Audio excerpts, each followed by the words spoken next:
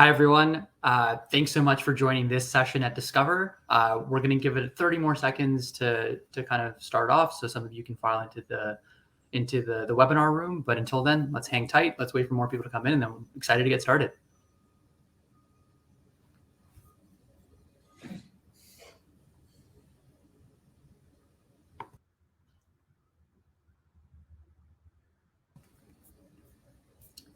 While everyone's filing in, I just want to do a quick kind of like recap of Discover so far and why you should stick around, make my pitch for why you should stick around for this session and the rest of the day. So far, we've had a chance to speak with Caspian about Target. We've had a chance to speak with Ani Energy and TB12 about how to balance online and offline sales.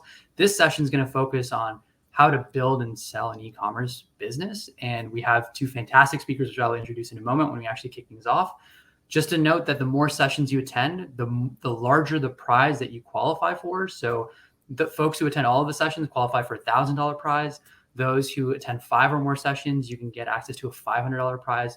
Amazing things that we're giving away, like iPads, gift cards, so on and so forth. So do stick around. I'm going to give it a couple more seconds for everyone to file in, and then we'll get things started.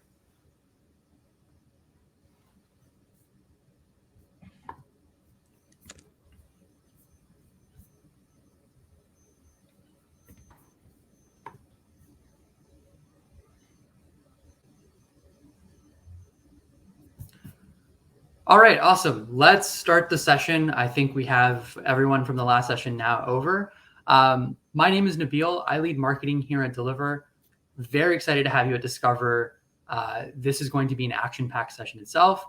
It's around how to build and sell an e-commerce business. But really, we're going to try to go into the weeds of trying to understand what it means to build a business in the current kind of landscape, because marketplaces are shifting so much, and just trying to understand how to build in the context of the latest trends. But in the meantime, I want to introduce our panelists. Casey will be joining us soon, but I want to start off with Fernando from MarketplaceOps. Really happy to have you on the call. Could you give us a quick introduction? Thanks so much, Nabil. Yeah, I'm excited to be a part of this with Deliver again this year. But yeah, my name is Fernando Campos. I'm one of the co-founders of MarketplaceOps. And so, yeah, I've been selling on Amazon since 2014. Wow, that just seems like such a long time now. But yeah, it's basically been about 7 years. We started off sellers first, and so importing a lot of products from China, doing a lot of home and kitchen items specifically, and we built our brands to doing over 30 million a year. And then, yeah, I mean, since then, we've done a bunch within the Amazon space, but we've exited and sold 2 different companies, one set of Amazon brands that we sold last year, and then the other one was a SaaS project called Pixelfy that we ended up selling to Rebate Key earlier this year. But yeah, I mean, since inception, we've sold about 150 million on Amazon. We do about 50 currently across our brands and then our clients. And then, so yeah, a little bit about MarketplaceOps is that we work with a lot of like fast growing CPG brands. We help them basically supercharge their growth. And so we're basically like a management and strategy firm specifically for Amazon and Walmart. And we're very, very focused on the marketplaces, and we leverage proprietary technology and to basically help us kind of win at specifically Amazon and Walmart. But that's a little bit about us. Thanks so much, Ryan. I really appreciate it. We're still waiting for Casey to join, but in the meantime, I think we can get started with some of the questions. The way I want to introduce this, like our Q&A, so I'll just jump to our Q&A section right now, and then we'll have Casey introduce himself when he joins. But it was a pleasure speaking with both of you and having you on the call right now, because a common way to learn in this space, especially for the early entrepreneurs who are on the call who are just getting started or looking to kind of hit that inflection point of scale, is learning from people who have actually done it. And you've clearly been involved in running your own brand, but then also within MarketplaceOps helping to scale dozens of other brands. And so we're just trying to dive into some of the learnings that you've had throughout this whole process. And what I want to start off with is talking about brand and business building on these marketplaces in light of some of these trends, because as you know, there's been huge changes in the last few months, definitely in the last few years, and things have changed since you first started in the space in 2014. So one of the trends that kind of comes to mind nowadays is that originally when you kind of like started on Amazon and the marketplaces, the trust in Amazon itself helped you kind of gain sales, even if you didn't necessarily have this branded product. That's kind of changing now. Can you talk a little bit about that shift towards more branded products? Yeah, it's a great question.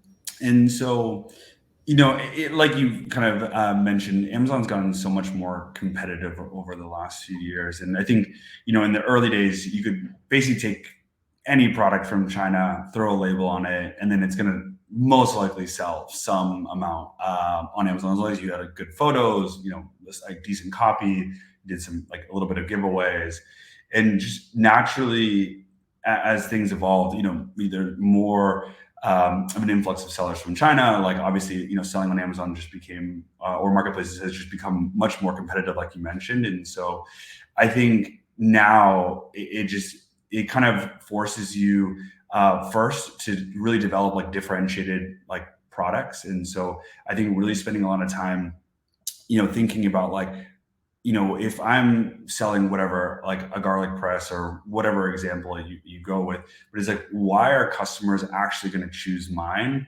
over like everyone else that's there that has 5,000 reviews? And so I think it really starts from that like product, and really thinking about like from the consumer's perspective, if they search whatever, like, metal garlic press, like, why are they going to choose mine specifically over everyone else that's been there for years?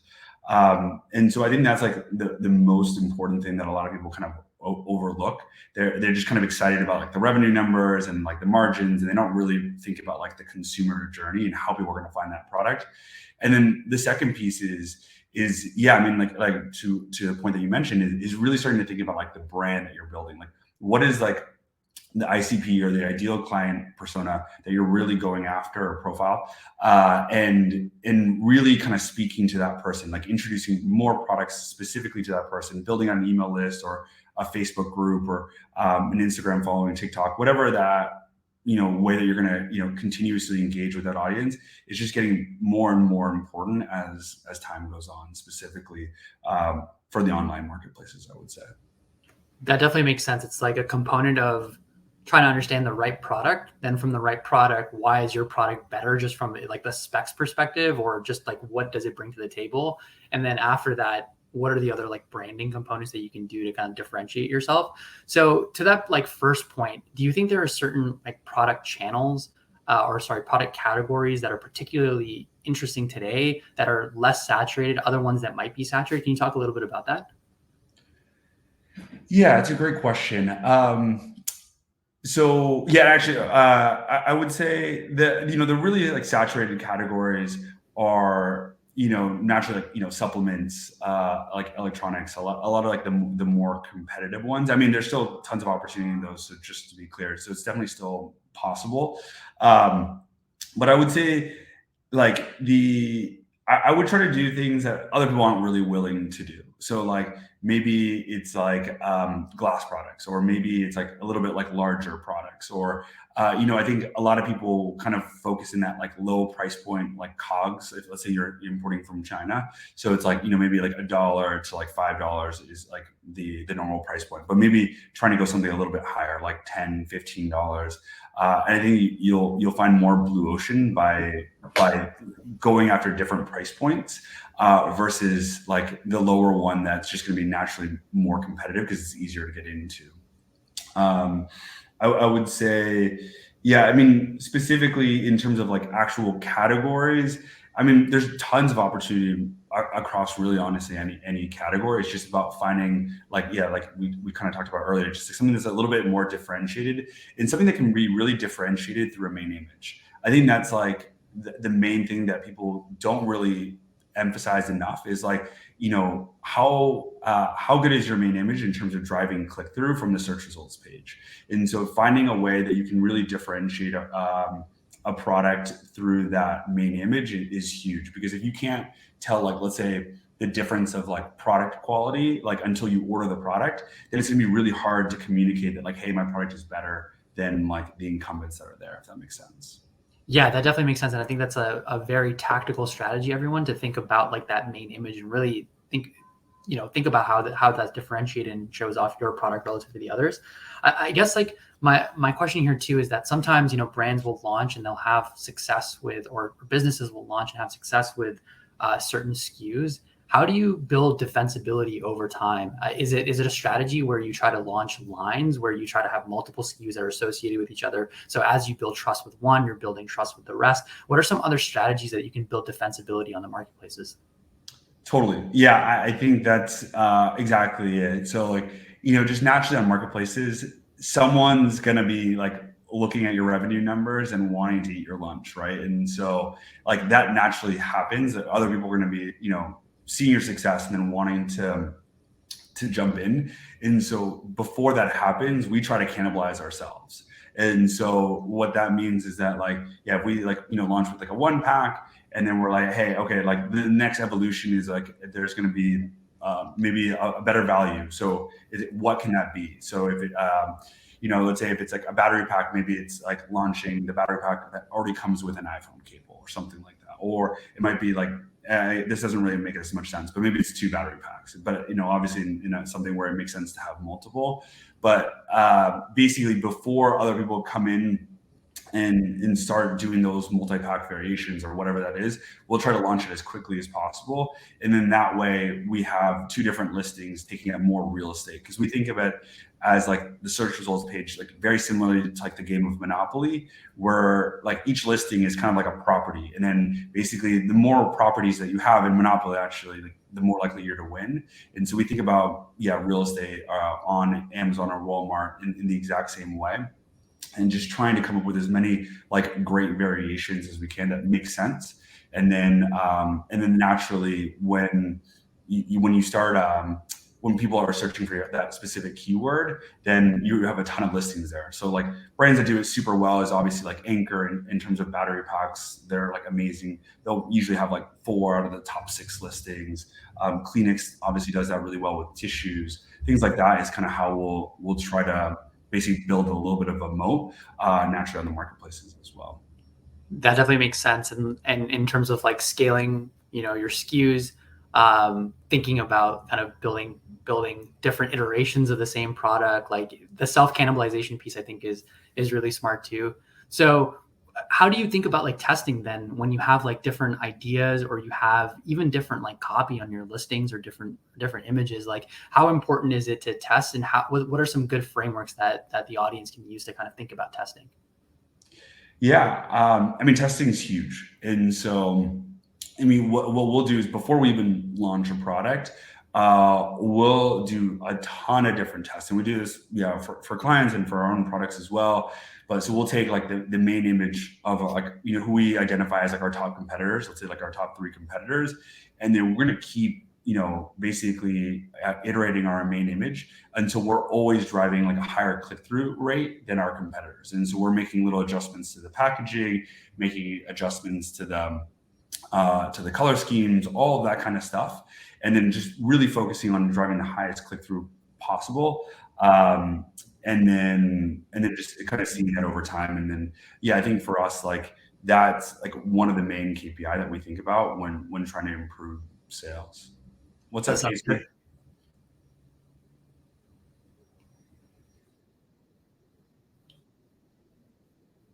No worries at all, Casey. Welcome to the call. We're just talking about, how to build your business on the marketplaces, how to go about selling your business in the marketplaces. Really appreciate you joining. Do you mind just taking 30 seconds to kind of introduce yourself, introduce Thrasio, talk about just a little bit about your story?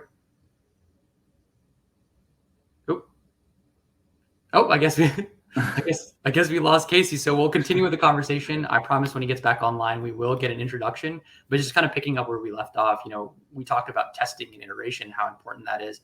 The other thing that we talked about, which I think is important, is, scaling from initial success on a few SKUs, and how do you build your business horizontally. I want to talk about repeat purchase behavior too, because this seems to be something that is trickier on the marketplaces, something that some brands have gotten really, really right. The businesses have gotten right. How do you think about driving repeat purchase behavior when you don't necessarily have that way of prodding the user to come back through email or other channels? Yeah, it's a great question. So I think it really depends on the category. So like naturally, some products just don't make sense for subscribe and save, right? Like you're not going to subscribe and save like a frying pan, for instance, Right. or and so. But I do think that kind of incentivizing, subscribe and save through through a discount, like first orders. Like actually, so I think one of like probably the most successful products that I've seen in a while is like what Thrasio actually did with Angry Orange. Like they're crushing on that product, and you can see how they have like a great like entry offer price on their subscribe and save. I think it's like 30% off of the first order. Right. But I think that's like naturally a really smart way of doing things with like consumable brands. Naturally, you could put inserts in like into your products. I think that's like obviously becoming more gray, and there's been tons and tons of articles with like people getting suspended for incentivizing reviews and all that kind of stuff if you're trying to drive people off the marketplaces. But I would say like subscribe and save is phenomenal for us and for a lot of our clients in terms of just providing that discount. Making sure that you're always in stock, because I think that's a huge thing with subscribe and save. If you run out of stock, people don't really talk about it as much. But yeah, just I would say I think having that is a huge part, and it's nice because I think a lot of people would kind of have theory around where subscribe and save will actually boost your ranking for like the long term, just because you're naturally getting all these conversions with like in naturally. Over time, it gets harder and harder to displace because you have, whatever, let's say 15, 20% of your orders just coming naturally every month or, on a routine basis.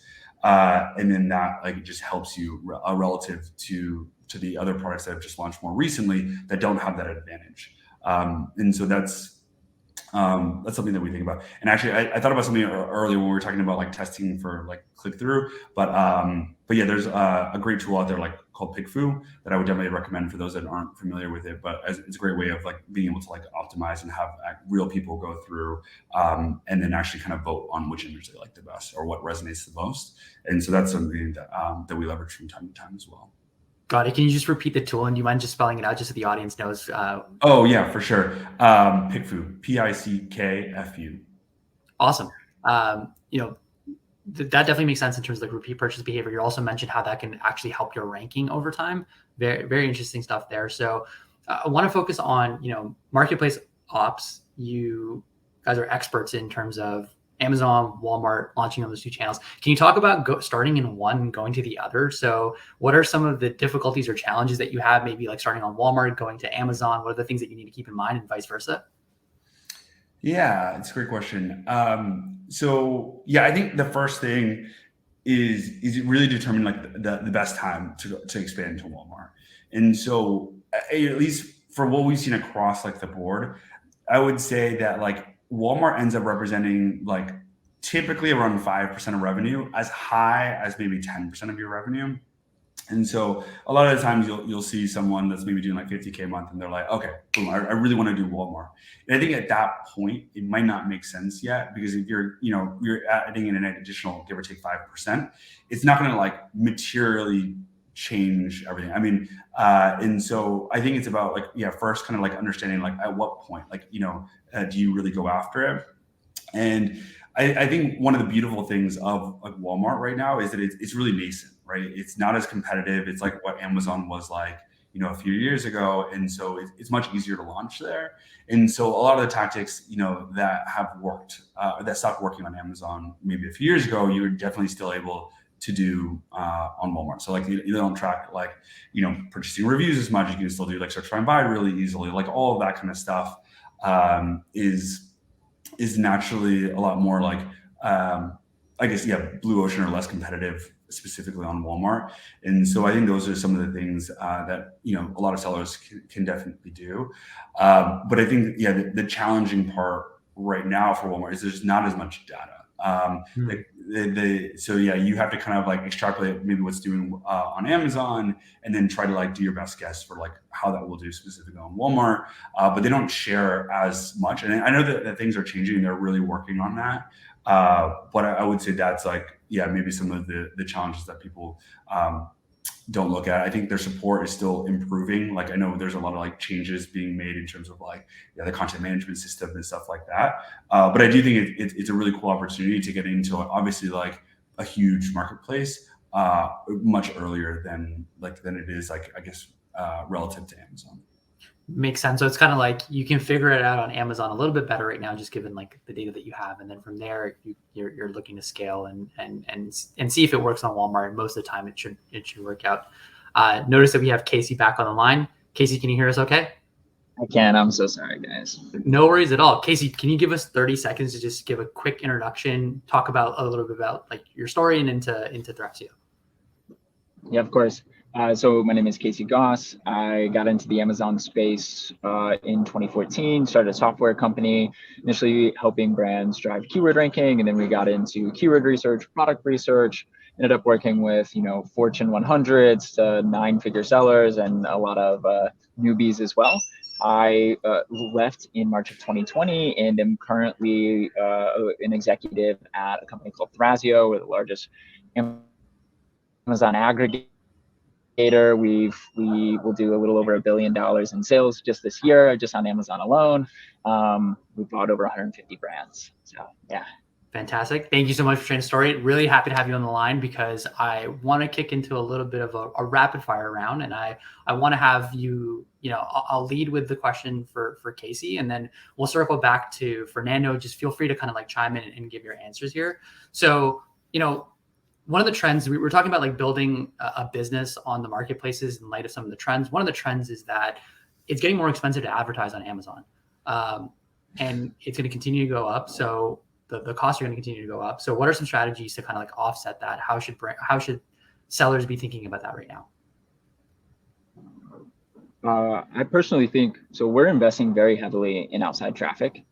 So we're going and we're buying a bunch of affiliate sites, for example, that already have traffic to them. And now we can direct them to our Amazon pages or our D2C pages.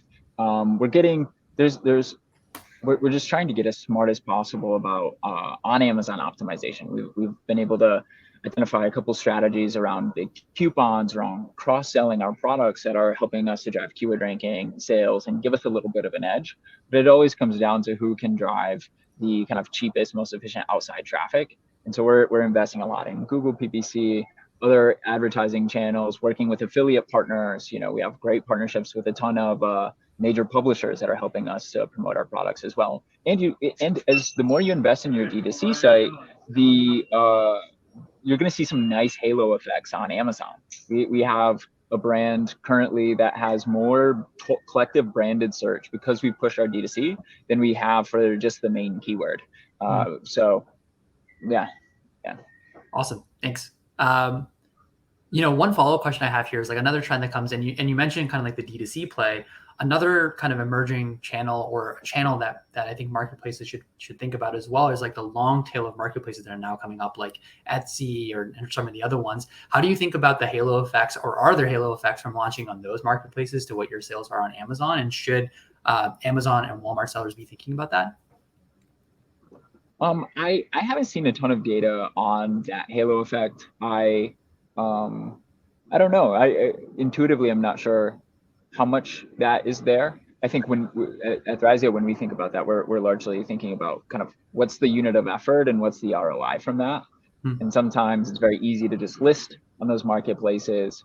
But sometimes you have to invest a decent amount, and we see a higher ROI from investing in our Amazon business than a lot of those other marketplaces, even though it is getting increasingly difficult and more expensive. Definitely makes sense in terms of like D2Cs. There's a good halo effect. The rest not so much proven out. So definitely makes sense. Now I want to focus a little bit on like the rest of the time on the second part of this, the topic for this session. So the second part is getting your business acquired. Just taking a step back, I want to ask both of you, like, why? Obviously, like there's a really healthy return that you can make from having your business acquired. Why does it make sense to have your business acquired, and why can businesses like Thrasio help scale businesses so quickly and so dramatically? I think the figure is like more than 200% increase in sales in less than a year, I believe it is. So can you both talk a little bit about that? Fernando, do you want to go first? Sure. So why sell?